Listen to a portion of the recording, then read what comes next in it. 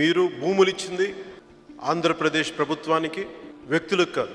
ఆంధ్రప్రదేశ్ ప్రభుత్వం మాట తప్పి వెనక్కి వెళ్ళిపోతే మీకు అండగా పోరాటం చేయడానికి మేము సిద్ధంగా ఉన్నాం. ఈ రోజున దాదాపు 26,000 మంది పై చిలుకు రైతులు, 34,279 ఎకరాలు వారి కష్టార్జితం, తరతరాలుగా వాళ్ళకు వచ్చి సంక్రమించిన ఆస్తి, 1954 నుంచి వ్యవసాయం చేసుకుంటున్న అసైన్ భూముల దగ్గర నుంచి తర్వాత ఇవ్వబడే అసైన్ భూములు, వీళ్ళందరికీ కూడా మేము న్యాయం చేయడానికి జనసేన చాలా బలంగా మీకు అండగా ఉంటాం. ఈరోజు మనకు వచ్చిన సమస్య మన నాయకుల తాలూకు వ్యక్తిగత వైరం ఈరోజు ప్రజల మధ్యకి తీసుకొచ్చారు. స్వాతంత్రం వచ్చిన తర్వాత చాలా బలమైన వ్యక్తి ప్రధానమంత్రి నరేంద్ర మోదీ గారు ఉన్నప్పుడు అమరావతి రాజధానికి ఏర్పాటు చేయడం జరిగింది. అలాంటి దానికి దాదాపు వాళ్ళు ఇచ్చింది 1,500 కోట్ల రూపాయలు విడుదల చేశారు. దానికి అమరావతికి రాజధాని ఇక్కడి నుంచి తీసేయమంటానికి 1,500 కోట్లు ఇవ్వలేదు. వాళ్ళు రాజధాని అమరావతి అని చెప్పి 1,500 కోట్ల రూపాయలు ఇచ్చారు. అది ఎవరు మర్చిపోరు. అరెకరం ఉన్న రైతులు కూడా, అసైన్ భూములు ఉన్న దళితులు కూడా ఇంతమంది కలిసి దాదాపు 34,000 పైచిలుకు ఎకరాలు, 26,818 రైతులు ఇది మా రాష్ట్రం కోసం, మా దేశం కోసం, దేశం గర్వపడేలా ఒక అమరావతి రాజధాని కావాలని చెప్పి ఇక్కడ ఇచ్చింది. గత ప్రభుత్వంలో పాలకులు చేసిన తప్పులకి ప్రజల్ని శిక్షించడం ఇది సరైన పద్ధతిగా. వైసీపీ ప్రభుత్వం ఎలా ఉంటుందంటే విధ్వంసంతో కూడిన వార్తలన్నీ జగన్ రెడ్డి గారికి సంబంధించిన దగ్గర వ్యక్తులు ఎవరెవరు బయట వాళ్ళు ఇస్తారు, ఆయన కుటుంబీకులు ఎవరెవరు, ఎవరో ఒక అనిల్ కుమార్ యాదవ్ అని చెప్పి ఆయన బొత్స గారికి కూడా నా విన్నపం ఏంటంటే జగన్ రెడ్డి గారి మాయలో మీరు పడకండి. రాజకీయాల్లో చెడు వార్తలకి మీరు మెసెంజర్ అవ్వకండి. మీరు ఉమ్మడి రాష్ట్రానికి ఆఖరి ముఖ్యమంత్రిగా ఉండిపోతే బాగుంటుందని ఆశపడ్డ వ్యక్తి, మీకున్న ఎక్కడో మారుమూల కోరిక ఉంది, మీకు ముఖ్యమంత్రి అవ్వాలని కోరిక, దాన్ని దృష్టిలో పెట్టుకొని జాగ్రత్తగా మాట్లాడండి. మీరు కూడా ఇప్పుడున్న వైసీపీ ఎమ్మెల్యేలు కూడా అందరూ చాలా ఆచితూచి మాట్లాడాలి. అధికారం అనేది మీకు శాశ్వతంగా ఎవరి దగ్గర ఉండదు, దయచేసి అర్థం చేసుకోవాలండి. 151 మంది ఎమ్మెల్యేలు ఉన్నాం, మా ఇష్టానికి చేసుకుంటాం, మా ఇష్టానికి ఇసుక అమ్ముకుంటాం అంటే భూమిని అడ్డగోలుగా తవ్వేస్తే గత ప్రభుత్వానికి ఏం జరిగిందో అలాగే మళ్ళీ మీరు అదే రకంగా మీరు ఇసుకతో ఆడుకుంటా ఉన్నారు, భూమాతో ఆడుకుంటా ఉన్నారు. జాగ్రత్త.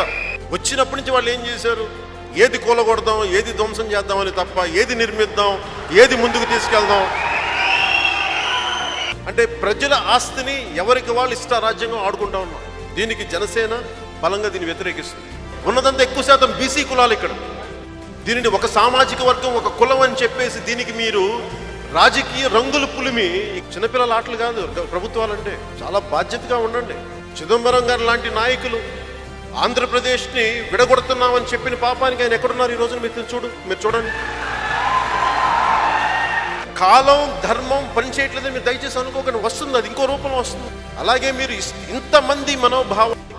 ఇంతమంది మనోభావాలకి ఇంతమంది ప్రజల ఆవేదన గురైతే ఏ ప్రభుత్వం కూడా మనుగడ సాగించలేదు, ఏ వ్యక్తి కూడా సుఖంగా ఉండలేడు. గత ప్రభుత్వం చేసిన తప్పులు ఏదైనా ఉంటే ఆ ప్రభుత్వాలు సరిదిద్దుకొని, లేదంటే వాళ్ళని శిక్షించి, లేదంటే ఇన్వెస్టిగేషన్ చేసి సరిదిద్ది ముందుకెళ్ళాలి తప్ప రాజధాని ఇక్కడ ఆపేస్తాం, న్యాయ పరిహారం చెయ్యమని చెప్పి ఎవరికైనా సరే అంటే ఏ ప్రభుత్వం అయినా సరే ప్రజల్ని కన్నీళ్లు పెట్టిస్తే ఆ ప్రభుత్వానికి మనుగడ ఉండదు. వైసీపీ ప్రభుత్వానికి కాలం గొప్పతనమో ఎలాంటి గొప్పతనమో మనకు తెలియదు, కానీ ఈవీఎం గొప్పతనం నాకు తెలియదు. మీకు 151 మంది ఎమ్మెల్యేలు ఇచ్చారు, 30 సంవత్సరాల పైచిలుకున్న పార్టీ నాయకులు కూడా అసెంబ్లీలో మాట్లాడినంత బలం ఉంది మీకు. కానీ మాకుంది ఒక్క ఎమ్మెల్యే, కానీ మేము మాట్లాడుతున్నాం.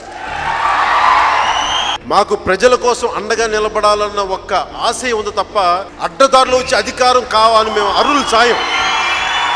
ఈ రోజు నేను మీకు మాటిస్తున్నాను, అమరావతి రాజధాని ఇక్కడి నుంచి కదవు. ఇదే సరదాగా కూర్చోబెట్టేసి నువ్వు స్కూల్ పిల్లల ఆట ఏంటిదైనా రాజకీయం అంటే? ప్రభుత్వాన్ని నడపడం అంటే స్కూల్ పిల్లల ఆట అనుకుంటున్నారా మీరు? క్లాస్ పీపుల్స్ లీడర్ లాగా, స్కూల్ పీపుల్ లీడర్ లాగా బిహేవ్ చేస్తున్నారు. చాలా బాధ్యతగా ఉండాలి. ఇది ఇక్కడ అమరావతి రైతులు ఇచ్చింది ఆంధ్రప్రదేశ్ ప్రభుత్వానికి ఇచ్చారు. ఇప్పుడు నడుపుతున్న ఆంధ్రప్రదేశ్ ప్రభుత్వం ఉన్న పాలకులు దానికి బాధ్యత వహించారు. మీరు ఇక్కడి నుంచి మీ ఇష్టానికి, నేను మా ఊళ్ళో మేము పులివెందులో క్యాపిటల్ పెట్టుకుంటాం, లేదంటే విజయనగరంలో క్యాపిటల్ పెట్టుకుంటాం. ఒకవేళ మోదీ గారు ఇచ్చిండుంటే మీరు పులివెందులుగా ఇచ్చేవాళ్ళేమో క్యాపిటల్ అక్కడ పెట్టి. ఆయన వచ్చి ఇచ్చారు, ఆయన శంకుస్థాపన చేసింది. బొత్స గారు మీకు ఒకటే చెప్తున్నాను నేను జనసేన వేదిక నుంచి, మీరు అమరావతి రాజధానిని ఇక్కడ కాదంటున్నారంటే మోదీ గారిని మీరు వ్యతిరేకిస్తున్నట్టు గుర్తుపెట్టుకోండి. అమిత్ షా గారిని వ్యతిరేకిస్తున్నట్టే చూసుకోండి. ఫోక్స్ వ్యాగన్ ఏదో వ్యాన్ కేసు, అది కూడా వస్తా ఉంది.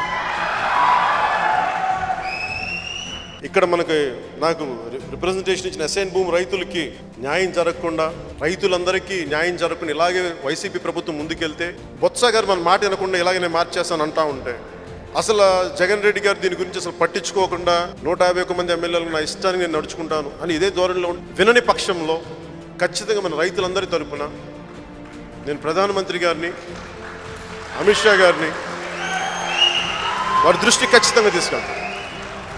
ఇసుకని మాట్లాడుతున్నాం. పోయినసారి తెలుగుదేశం ప్రభుత్వాన్ని దెబ్బ కొట్టింది ఇసుకే. మళ్ళీ వైసీపీ ప్రభుత్వం అదే తప్పులు చేస్తా ఉన్నారు. మీరు మళ్ళీ భవన నిర్మాణ కార్మికులు దానికి సంబంధించి కానీ ఇక్కడ ఆర్థిక అభివృద్ధిని మళ్ళీ ఇసుకతోటే మళ్ళీ కొడతా ఉన్నారు మీరు. నేను మీకు చెప్తా ఉన్నాను వైసీపీ నాయకులందరికీ, మీరు కన్స్ట్రక్షన్ వర్కర్స్ మైగ్రేషన్ ఆపకపోతే మళ్ళీ మీ ప్రభుత్వం పత్రం, మీరు 151 మంది ఎమ్మెల్యేలకు వచ్చిన ప్రభుత్వమైనా ఒకప్పుడనే మీరు దుస్థితిలో ఉండరు. దయచేసి ఇప్పుడే చెప్తాను, మీరు కరెక్ట్ చేసుకోండి. మీరు ఇంతమంది కార్మికుల కష్టాలకి, ఇంతమంది రైతుల కన్నీళ్ళకి మీరు కారణం అయితే 151 మంది ఎమ్మెల్యేలు వచ్చినా మీరు అదాపాతాళానికి వెళ్ళిపోతారు. దయచేసి ఆ రోజులు ఎక్కడో లేవు. ఒక్కసారి చిదంబరం గారిని గుర్తుపెట్టించుకోండి. ఆంధ్రప్రదేశ్ని విడగొట్టిన పాపానికి కాలం చాలా గొప్పది. వైసీపీ నాయకులు ప్రతి ఒక్కరు కూడా చాలా ఆచితూచి మాట్లాడటం అలవాటు చేసుకోండి. మీకు 151 మంది ఎమ్మెల్యేలు ఉన్నాం కదా అని చెప్పి ఇష్టం వచ్చినట్టు మాట్లాడితే రేపొద్దున దీనికి రివర్స్ కూడా వచ్చి గుర్తుపెట్టుకోండి. ఆ రోజున మీరు ఎక్కడ ఉంటారు మీరు? అందుకని ఇక్కడ అమరావతి రైతులందరికీ, పెద్దలందరికీ నాకు కుదిరినంత మీ కన్నీళ్లు తుడటానికి వచ్చాను, మీ గుండెల్లో వేద పంచుకోవడానికి వచ్చాను. అధికారం ఎప్పుడు ఒకరి చేతిలో ఉండదు. మోదీ గారు అనుకుంటే ఎన్నికలు ఎప్పుడైనా రావచ్చు, అప్పుడు వైసీపీ ప్రభుత్వం రాకపోవచ్చు. అందుకని అధికారులు కూడా వాళ్ళు ఏదైనా తప్పులతో కూడిన జీవోలు జారీ చేస్తే మీరు ఆలోచించి తీసుకుని, ఎందుకంటే బాధ్యత మీరే వహించాల్సి వస్తుంది. అనిల్ కుమార్ యాదవ్ గారు ఉండరు, బొత్స గారు ఉండరు, జగన్ రెడ్డి గారు ఉండకపోవచ్చు. బాధ్యత అధికార యంత్రాంగం మీద పడుతుంది. అందుకని దయచేసి అందరూ ఒకవేళ అలాంటి అవకతవకలేదని అంటే, మోదీ గారు 70 సంవత్సరాల పైన ఒక సమస్యని, అందరూ ముట్టుకోవడానికి భయపడే సమస్య, కాశ్మీర్ లాంటి సమస్యని చాలా సమర్థవంతంగా ముందుకు తీసుకెళ్ళిన వ్యక్తి. నాకు ఆయన వ్యక్తిగతంగా తెలుసు కాబట్టి, ఆయన మాట్లాడిన విషయాలు నాకు అర్థమైనాయి కాబట్టి, ఆయన ఈ అవినీతి కానీ అధికార దుర్వినియోగాన్ని ఆయన సహించే వ్యక్తి కాదు. 2019లో జరిగిపోయినాయి. దాన్ని అండగా చూసుకొని వైసీపీ ప్రభుత్వం మేము ఏమి చేసినా చెల్లిపోద్ది అనుకుంటే మీ మీద ఒక కన్ను ఉందని నేను చెప్తున్నాను. దయచేసి ఇక్కడ బొత్స గారు కొంచెం మీరు జాగ్రత్త. అందరికీ నా హృదయపూర్వక నమస్కారాలు, ధన్యవాదాలు. ఇలాంటి మరెన్నో విషయాలు మీరు తెలుసుకోవాలనుకుంటే వెంటనే మా ఛానల్ ని సబ్స్క్రైబ్ చేయండి. ఈ వీడియోని మీ మిత్రులతో షేర్ చేసుకోండి.